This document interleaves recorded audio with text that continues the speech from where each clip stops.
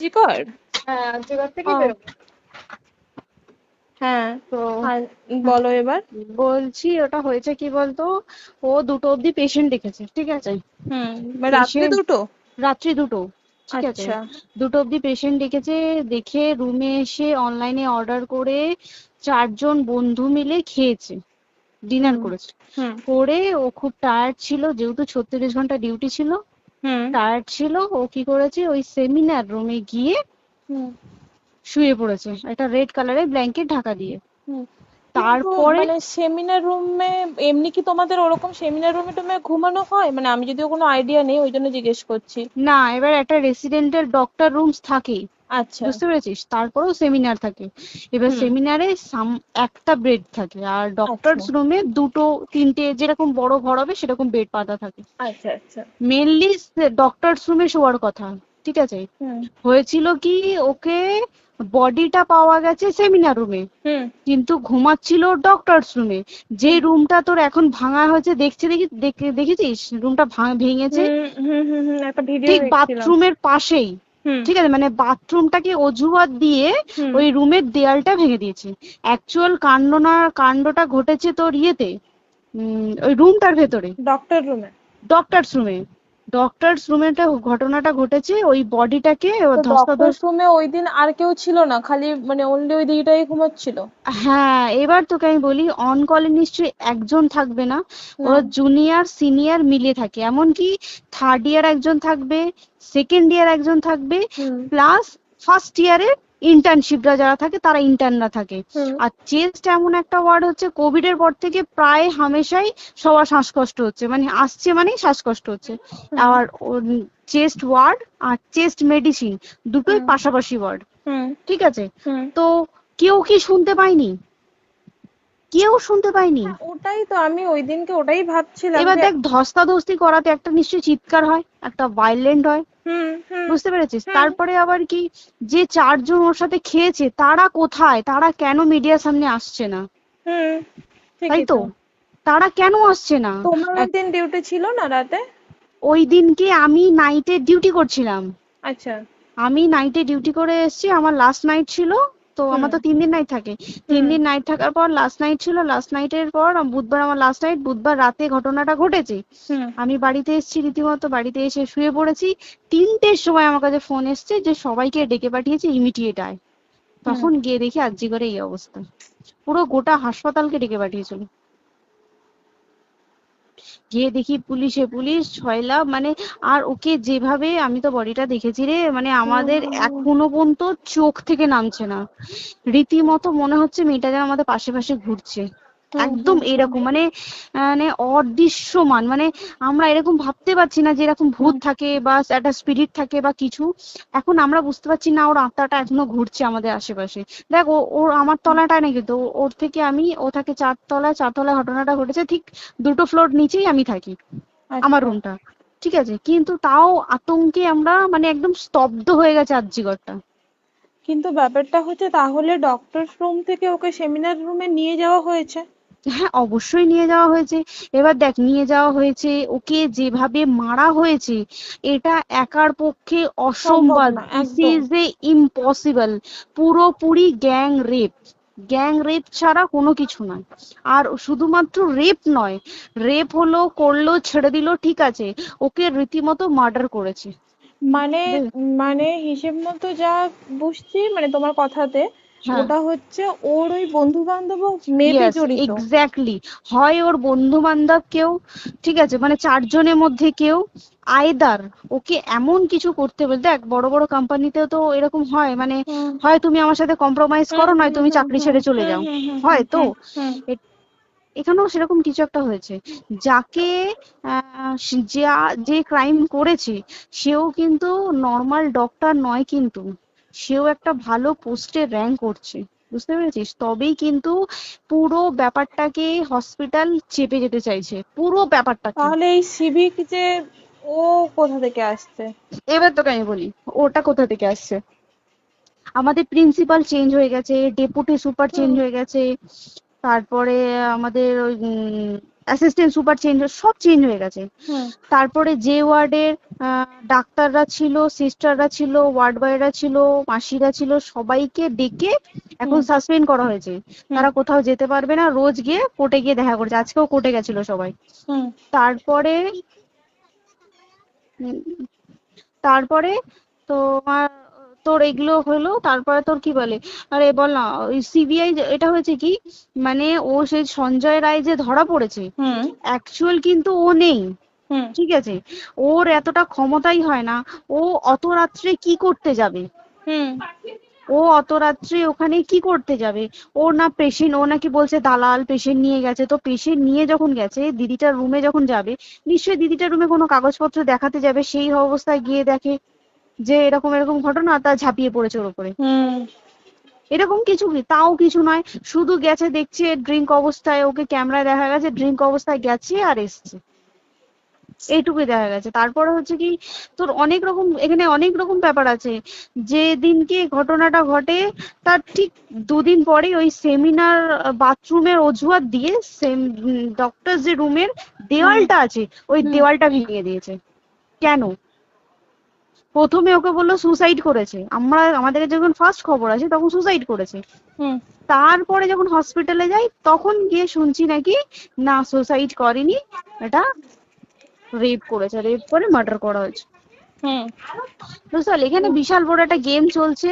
এবার আর যে ওর উপর কি রাগ ছিল মানে? হ্যাঁ হ্যাঁ হ্যাঁ হ্যাঁ হ্যাঁ হ্যাঁ, একদম আমি তোকে কি বললাম, শোন, তুই যদি কারোর সাথে কম্প্রোমাইজ করি তাহলে তোর পোস্ট হুম বাড়বে, হুম হুম তুই হুম কারোর সাথে কম্প্রোমাইজ করবি না তোকে মার্ডার করে দেবে। মানে মানে ওরকম টাইপের কিছু বলছো তো? এরকমই টাইপের কিছু একটা ছিল।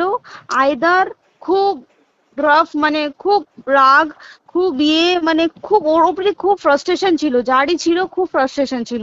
শুধু ওকে মারিনি রে, রীতিমতো মার্ডার করেছে। ওর যে ক্ল্যাচারটা ছিল, হুম ওর আমি ইউরিন, শুনেছি এটা। ওর ইউরিনের রাস্তায় ক্ল্যাচারটা ঢুকিয়ে দিয়েছে, তুই ইস, জানিস?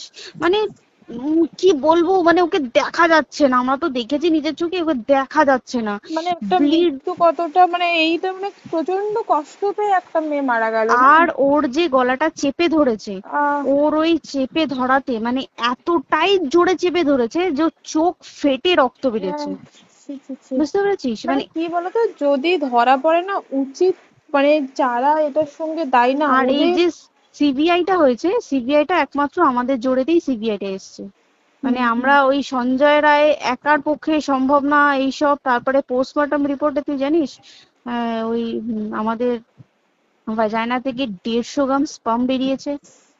ইস, পোস্টমর্টম রিপোর্ট 150 গ্রাম স্পাম, মানে বুঝতে পারছিস? হুম not a calculated, minimum minimum কম করে 6 থেকে 7 জন করেছে ওকে rape। ছি ছি ছি।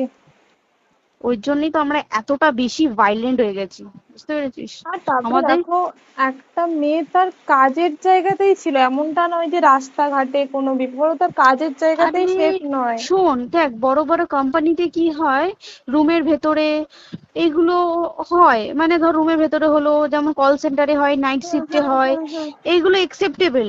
বাট হসপিটাল হচ্ছে কিন্তু এমন একটা আরজি এরিয়া, করের মতো একটা, হ্যাঁ।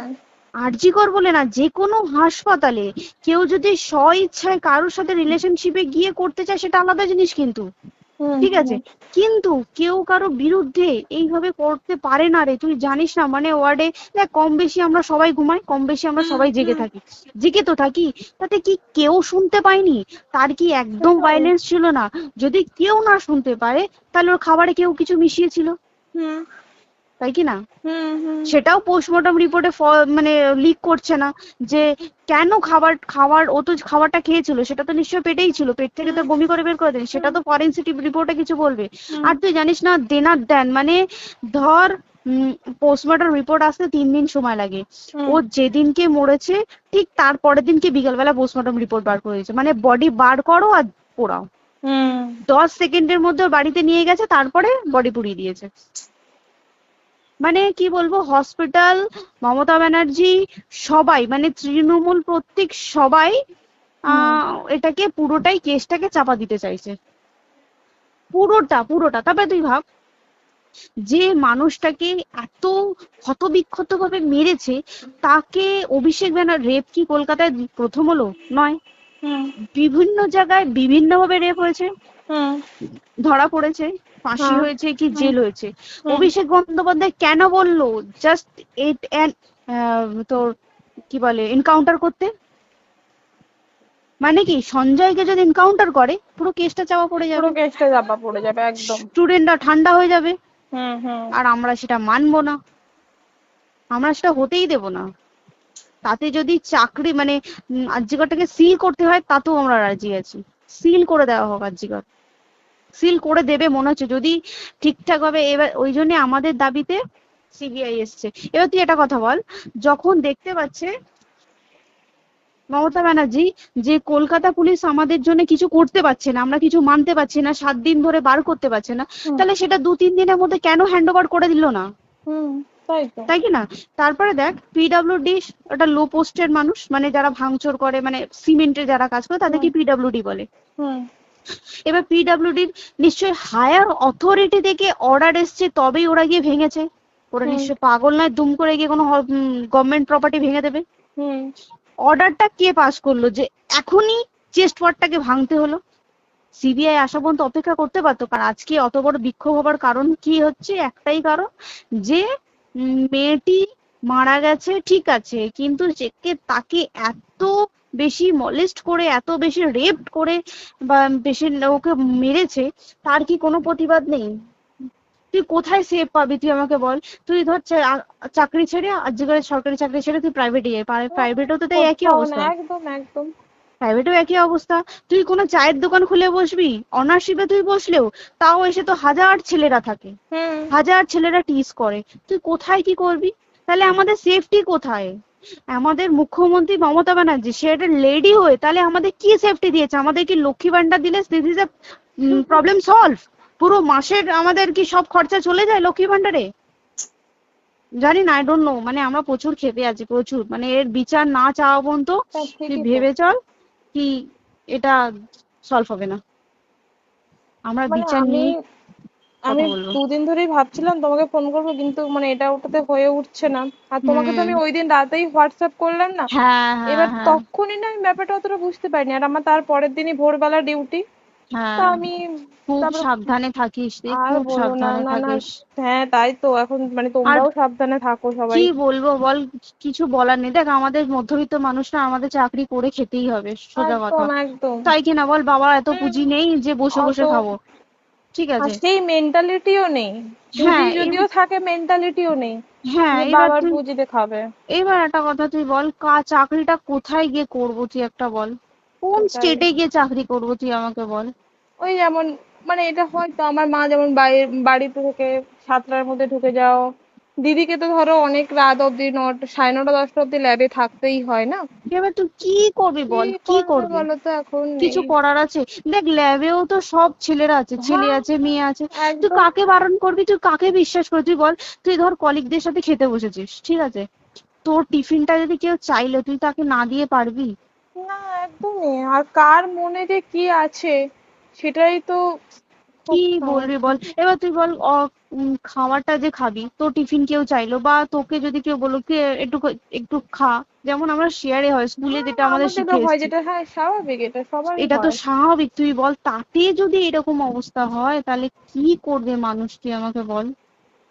আজকেও তো তাই আমাদের দেখ না, 11টা থেকে আমাদের তোর ক্যান্ডেল দিয়ে হোয়াইট ড্রেস হুম। পরে সব শ্যামবাজারে একতা হবে। এখন আবার বৃষ্টি শুরু হয়েছে, কে জানে বৃষ্টি, কি প্রচুর বৃষ্টি শুরু হলো। কি হুম, হবে জানি না আমি। ঠিক আছে গো, টাটা। হ্যাঁ হুম চল টাটা। হুম হুম হুম।